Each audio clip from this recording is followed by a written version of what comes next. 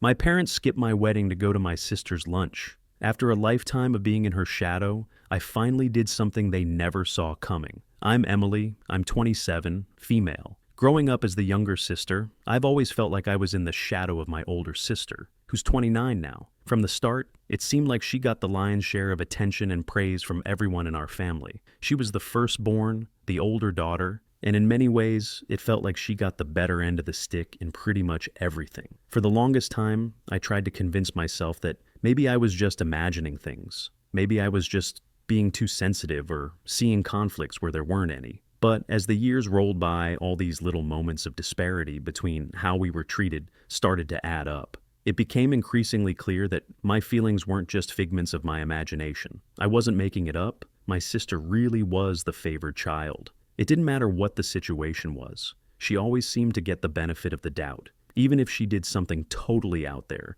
something you'd think would definitely not fly with our parents. Somehow, she'd still come out smelling like roses. On the other hand, I felt like I was constantly under scrutiny, and no matter what I did, it just wasn't good enough. Living in that kind of environment where you feel constantly undervalued really started to wear on me. I knew I had to do something drastic if I was ever going to find my own peace of mind. So, as soon as I could, at 18, I moved out. That distance, that physical space away from the constant comparisons and judgments, it did wonders for my mental health. For the first time, I could breathe, think, and just be myself, without feeling like I was being pitted against my sister. But just moving out didn't magically fix everything. Despite the distance, my sister seemed to carry on this campaign to tarnish my image with our parents. She went as far as to tell them I was involved with drugs and heavy drinking, none of which was true. The worst part, my parents believed her. They didn't even pause to consider my side of the story. They didn't ask if I wanted to defend myself,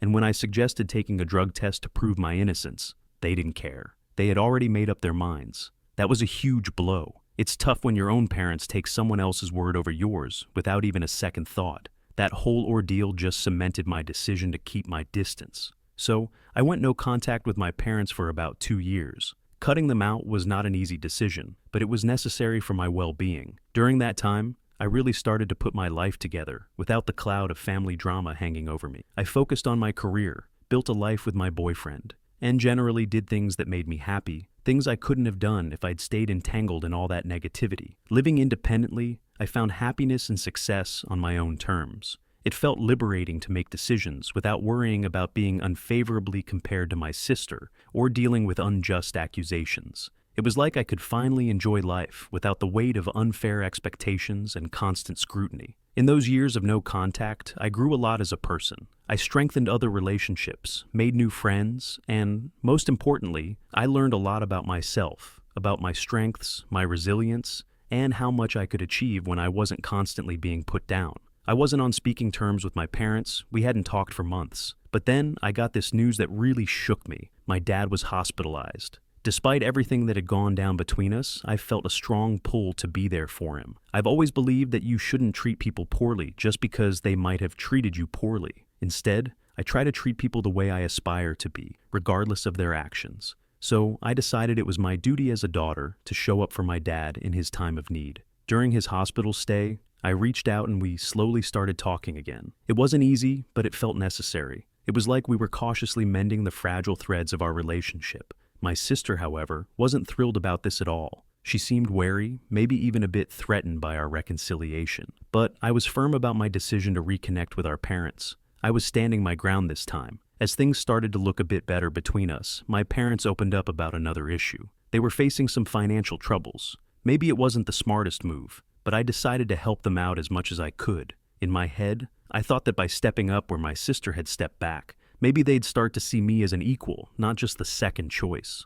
This wasn't just about money for me. It was about proving a point, about showing that I could be relied on when it counted. And it kind of worked. Whenever my sister tried to stir things up again, my parents would actually defend me, pointing out how she wasn't there for them when they really needed her. It felt good to know that they appreciated my efforts, even if part of me knew they were probably scared of pushing me away and losing the financial help I was giving them. I knew if they crossed a line again, I wouldn't hesitate to step back, and they knew it too. They needed the help, and they couldn't afford to mess things up with me this time. Some might think I was being manipulative or that I was a bad person for holding the financial aid over their heads. But honestly, I was just tired of being treated like I didn't matter. I was willing to do what it took to change that dynamic, to make sure I was valued and respected in my family. Amid all this family drama, there was a bright spot: my relationship with my boyfriend. We were going strong, and after celebrating our 4th anniversary together, he proposed. I said yes. It felt like things were finally turning around for me. Personally, my life was on an upswing. I was repairing my relationship with my parents, my career was going well,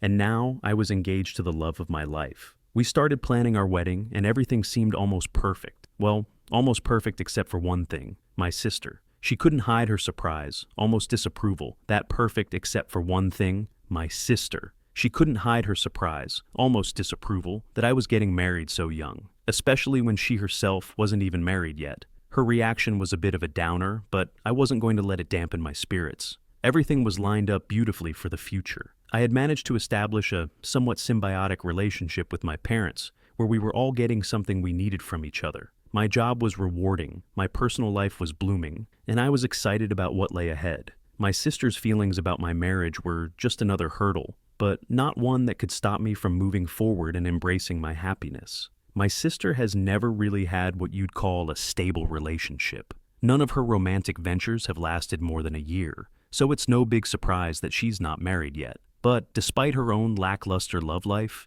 she had this bizarre idea that because she wasn't married, I shouldn't get married either. Honestly, her logic felt like complete nonsense to me, so I just decided to ignore it. I had my own life to live, and I was excited about my upcoming wedding. The wedding date was set for a weekend to make sure everyone we cared about could attend without too much hassle. I even sent out invitations to my sister and my parents because, despite all the ups and downs, I really wanted my family to be there. It meant a lot to me to have them share in one of the biggest days of my life. Fast forward to last Saturday, the big day, and guess what? My parents didn't show up. At first, you might think something serious must have happened, right? Something urgent that prevented them from coming, but no, nothing like that. The truth hit me like a ton of bricks when I didn't see them at the ceremony. They didn't show up because my sister decided to throw a lunch at her place on the same day as my wedding, and my parents thought it was more important to support her than to attend their youngest daughter's wedding. I can't even begin to describe how that felt, waiting there at my own wedding, hoping they'd walk through the door any minute. I held off the ceremony start for 30 minutes, clinging to some hope. Then my mom finally showed me a social media post from my sister. That's how I found out where my parents really were. The post showed them all smiling and having a great time, as if they didn't have a care in the world, as if they didn't just skip their daughter's wedding. It was like a punch to the gut seeing them so happy next to her, treating her like she was their only daughter. Right then and there, I made a decision. I was done. Done helping them, done hoping things would change. I decided I was 7 years too late in cutting them off completely, but better late than never. After the wedding, once the guests had left and I had some time to reflect and gather my thoughts, I sent my parents a message. I told them in no uncertain terms that I no longer considered them my parents. They had made their choice, clearly favoring my sister time and again, even though I had always been there when my sister wasn't. They had refused to show me the basic respect of attending my wedding, and in doing so, they lost my respect in return. Since that message, they've tried to reach out, sending excuses, trying to justify their actions, but I'm standing firm. I don't plan on softening my stance or pretending everything is okay. They made their choice, and now they have to live with it. However, part of me can't help but wonder if I'm being too harsh. It's a strange feeling, knowing I'm finally standing up for myself, but also questioning if I'm the one being unreasonable here. Am I the a-hole for cutting them off after they repeatedly showed they didn't value me? Or am I just overthinking this whole situation? That's what I'm trying to figure out now. Fought the top comments before the update. OP and not the a-hole. Honestly, you are my hero, because I'm in a situation similar to yours, with a family that is blatant about their favoritism. And honestly, if I could leave, I would do the same thing that you're doing, not the a-hole. They do not deserve to be called mom and dad if they're not willing to be a mom and dad to you. Anyone who thinks otherwise can take a long walk off a short pier. Update 1. Hey everyone, first off, I just want to say a huge thanks for all the support.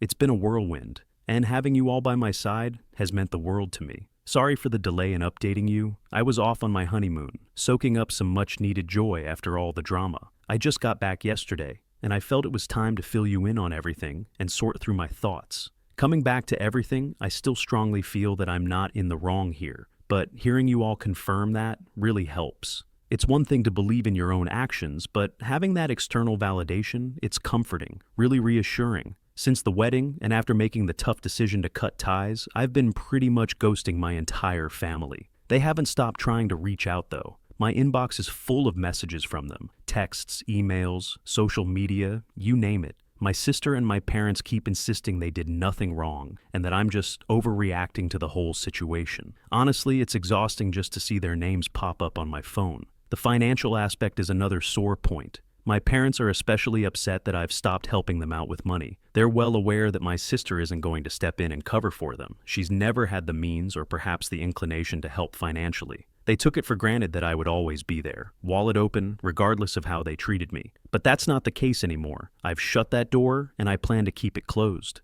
The reality is, I hate that I've been put in this position. I hate that they've made me feel like I need to choose between my own peace and their happiness. For years, it felt like I was just a resource to them, not a daughter or a sister who deserved respect and love. That kind of realization stings. It cuts deep. Moving forward, I'm not planning on being friendly or reconciling. Some might say that's harsh, but sometimes you have to be firm to protect your own well-being. You have to draw the line somewhere, and for me, that line was watching them choose a casual lunch over my once-in-a-lifetime wedding day. It's a strange mix of emotions to handle, especially as a newlywed. This should be one of the happiest times of my life, and while it is in many ways thanks to my incredible partner, it's also shadowed by this family drama. Yet, despite the bittersweet feelings, I'm learning a lot about myself, my boundaries, and what I need to do to maintain my mental health. I really appreciate you guys for sticking with me through this mess. Knowing I have a community that supports me and sees my side of things is invaluable.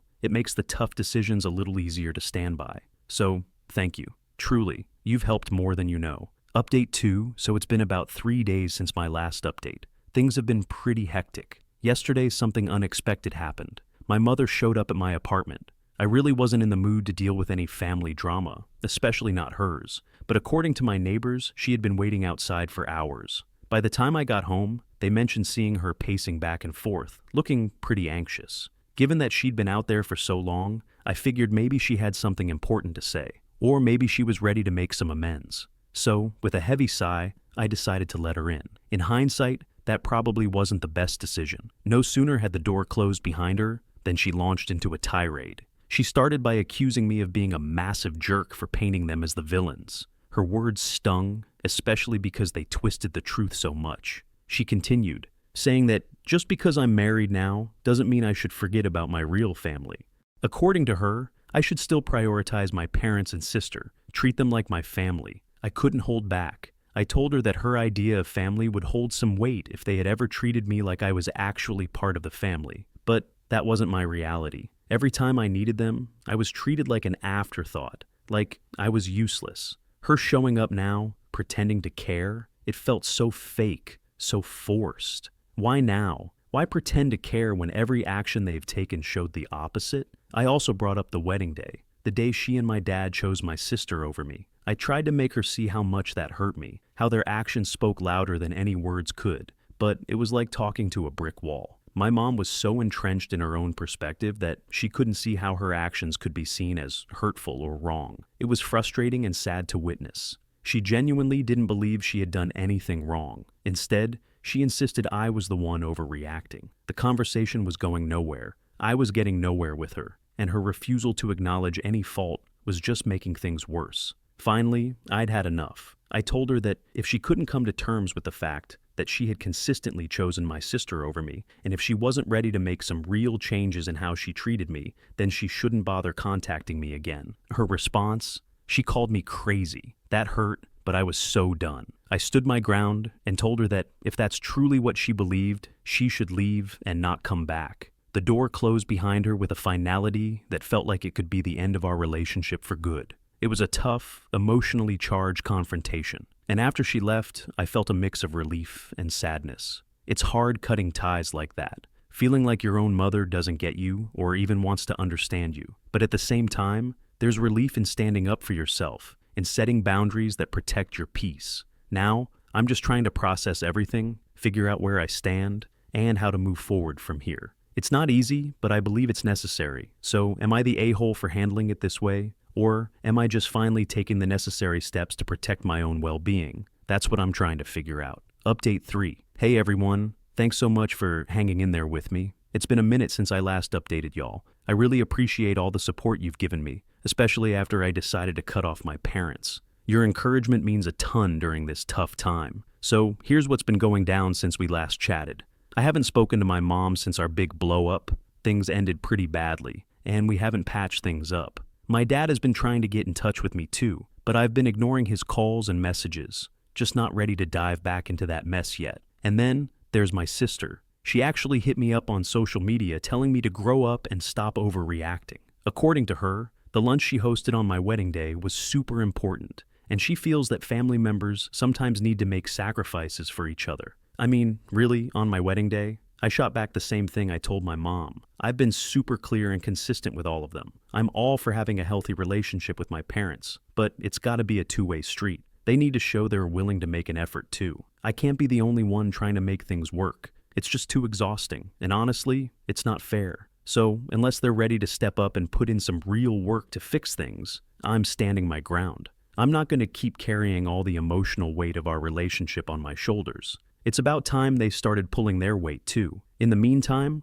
life's been moving along. I've been focusing on myself, my own well-being, and spending time with people who actually support and uplift me. It's not been easy, especially knowing that my family situation is so strained, but I'm trying to stay positive and keep moving forward. Again, thanks for all the love and support. It helps more than you know. Let's see how things go from here. We'll keep you all posted. Update 4. Ever since I moved out and started my independent life, I've been doing my best to keep a healthy distance from my family's chaos. Unfortunately, my sister and my parents seem to have made it their mission to drag me back into the old dynamics we had, the ones I've been working so hard to escape.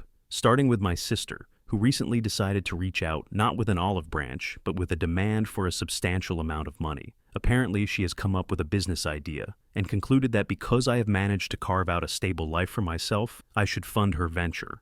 Her argument? Since I've built a career in life despite the lack of support from our parents, it's only fair that I support her now. Now, the entitlement didn't just stop there. When I told her no, she didn't just accept it. She actually threatened to take legal action against me, claiming that some of my earnings should rightfully belong to her, because, according to her, our parents used funds from her college savings to help me get on my feet. A blatant lie. The conversation quickly spiraled from bad to worse. She tried to manipulate me by saying that if I didn't invest in her business, it would be a clear sign that I was still holding on to past grudges and hadn't really moved on. This twisted logic was her way of guilt-tripping me into complying with her demands. As if dealing with my sister wasn't enough, my parents have thrown their weight behind her, echoing her claims and demands. They've been painting a picture where it's my duty to step up and help stabilize the family finances by backing my sister's project. During a particularly tense phone call, they laid it on thick, telling me about all the sacrifices they had made for me over the years, and how helping my sister was the least I could do to show my gratitude. They even went as far as to say that by helping her, I would be helping the entire family find stability. Their arguments were rich considering the years of favoritism and uneven support they had shown us. It was clear they were trying to leverage any sense of familial obligation I felt to get what they wanted. The sheer audacity of their demands was staggering. They seemed to have forgotten the years of neglect and disparity in how they treated us, focusing only on what they believed I owed them now. The discussions with my parents didn't end with the phone calls. They began sending emails and messages, each one more pressing than the last. They tried to paint a picture of dire financial straits, hinting that their situation was so bad that soon they might have no choice but to move in with me. Yes, they suggested that moving in together would be good for us, a chance to mend our strained relationship and live as one happy family under the same roof. This suggestion was almost laughable if it weren't so tragically manipulative. The thought of living together after all the effort I'd put into establishing boundaries and building my own life was unimaginable. It felt as though they were trying to encroach on the peace and stability I had fought so hard to create. They described this move as a mutual benefit, a way for us to reconnect and heal old wounds. But I knew better. It was a last-ditch effort to maintain control and insert themselves back into my life on a daily basis. I found myself grappling with feelings of guilt and frustration. The part of me that still felt connected to them, the daughter in me, felt a pull to help, to make things better. But the rational part of me knew that this was a dangerous path. Every time I'd given in to their demands in the past, it had only led to more heartache and manipulation. It was a pattern that I could not allow to repeat. During all this, I've been leaning heavily on my friends and my partner, who have been incredibly supportive. They remind me that I'm not obligated to fix my family's financial problems or succumb to their emotional manipulations. They've helped me see that standing my ground is not only necessary but healthy. So here I am once again affirming my boundaries, trying to navigate the turbulent waters of familial obligations while maintaining my sanity. It's been a draining experience,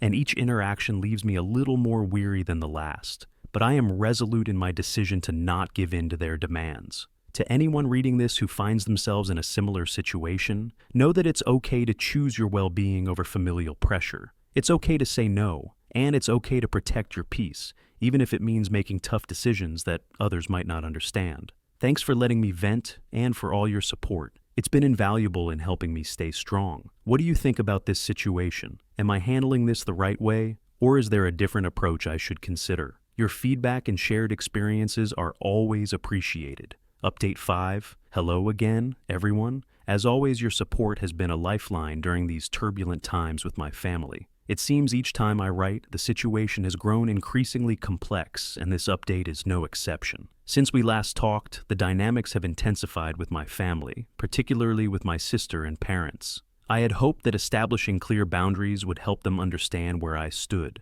but it appears to have had the opposite effect, emboldening them to push even harder against those boundaries.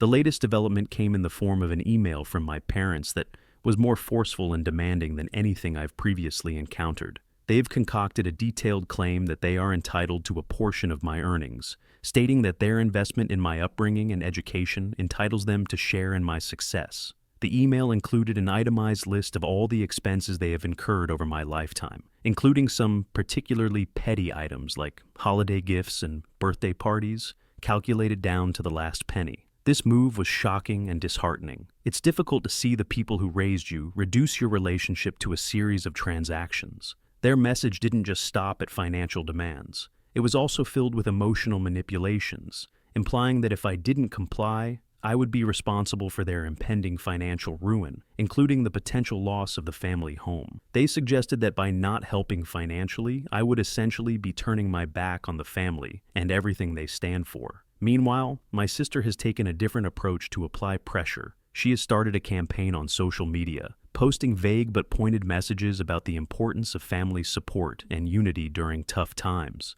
These posts are clearly directed at me, painting her as the struggling sibling who is being unjustly neglected by her more successful sister. This public display of our private issues has not only strained our relationship further, but has also involved the wider circle of our extended family and mutual friends, some of whom have begun to message me privately, urging me to mend fences and help out. The combined pressure from both fronts is immense. My parents' attempts to guilt-trip me about the family home and my sister's public appeal to familial duty have made it incredibly difficult to maintain the distance I need for my mental health. However, these tactics have also reinforced my belief that the boundaries I set were not only necessary, but essential for preserving my autonomy and well-being. In response to their latest maneuvers, I took several days to gather my thoughts and consult with a few trusted individuals, including my partner and a close friend who has some legal expertise. Their insights were invaluable in helping me craft a response that was firm yet respectful.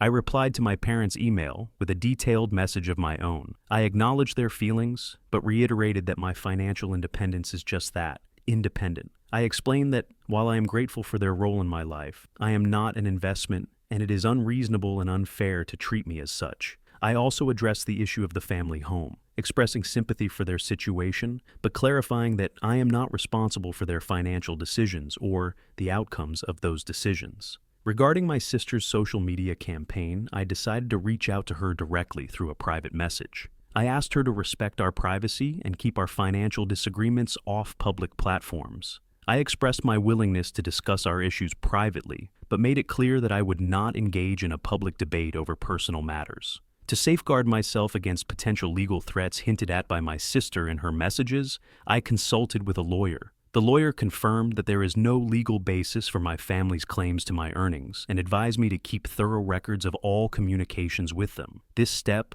while precautionary, provided some peace of mind that I was on solid ground. The emotional toll of these developments, I was on solid ground. The emotional toll of these developments cannot be understated. Each email, message, and post chips away at the resolve I've built to protect myself from their manipulative tactics. It's a constant battle to remind myself that I am not responsible for their happiness or financial stability. Through all of this, the community here has been a source of strength. Reading your messages and comments helps reinforce that I am not alone in this struggle and that others have faced similar challenges and come out stronger on the other side. As I move forward, I'm focusing on maintaining the boundaries I've set and continuing to build a life with people who respect and support those boundaries. It's not easy, and I know there will be more challenges ahead, but I am committed to standing firm in my decisions. Thank you again for all your support. It truly makes a difference. I welcome any further advice you may have on dealing with family financial entanglements or maintaining emotional health amid familial pressure. Your insights and stories have been a beacon of hope and guidance. Last update today, I'm writing what I intend to be my last update on here regarding my family situation. After much reflection and enduring increasingly invasive behavior from my family, I've made some definitive decisions about how I want to move forward. Since the last update, things escalated to a level I could no longer tolerate or manage through mere boundaries and firm emails. My family's actions turned from manipulative demands to outright harassment. The constant pressure, the invasive communications, and the emotional blackmail reached a point where my daily life and mental health were severely impacted. I realized that these were not mere oversteps. They were clear violations of my privacy and peace in response to their unrelenting behavior. I took several decisive steps to protect myself and secure my future away from their influence. After consulting with legal professionals about the ongoing harassment, I made the tough decision to file charges against my family members. This was not a decision I took lightly, but it was necessary to formally address the severity of their actions and to legally prevent further harassment. The legal process was draining and emotionally taxing, but it reaffirmed my belief in protecting my well-being above all. Along with taking legal action, I made some significant personal changes. I've changed all my contact information, phone numbers, email addresses, and moved to a new location. The necessity of erasing my old contact details and physically relocating was a drastic measure, but essential in ensuring that my family could no longer reach me directly and disrupt my life. This entire journey has been one of the hardest periods of my life. Cutting ties completely with my family was a monumental decision filled with mixed emotions. Despite the relief of removing myself from a toxic environment, there's a profound sadness in acknowledging that my family relationships had deteriorated to such an extent. However, the support from friends, my partner, and professionals, along with many of you here, has been instrumental in helping me navigate through these changes. Moving forward, I am focusing on rebuilding and reinforcing the positive aspects of my life. I am investing time in relationships that are supportive and reciprocal, and I'm taking steps to enhance my mental and emotional health. The freedom from constant familial turmoil has already brought a new sense of peace and stability to my life, and I'm optimistic about the future. I wanted to share this final update as a closure for myself and as a thank you to all of you who have followed my journey, offered advice, and shared your own stories. Your support has been a beacon during my darkest times, and I'm profoundly grateful. As I close this chapter, I encourage anyone facing similar familial challenges to prioritize their well-being and seek out the resources and support systems available. Remember, it's okay to step away from relationships, even familial ones, that cause harm or distress. Taking steps to protect yourself is not an act of selfishness, it's an act of self-respect.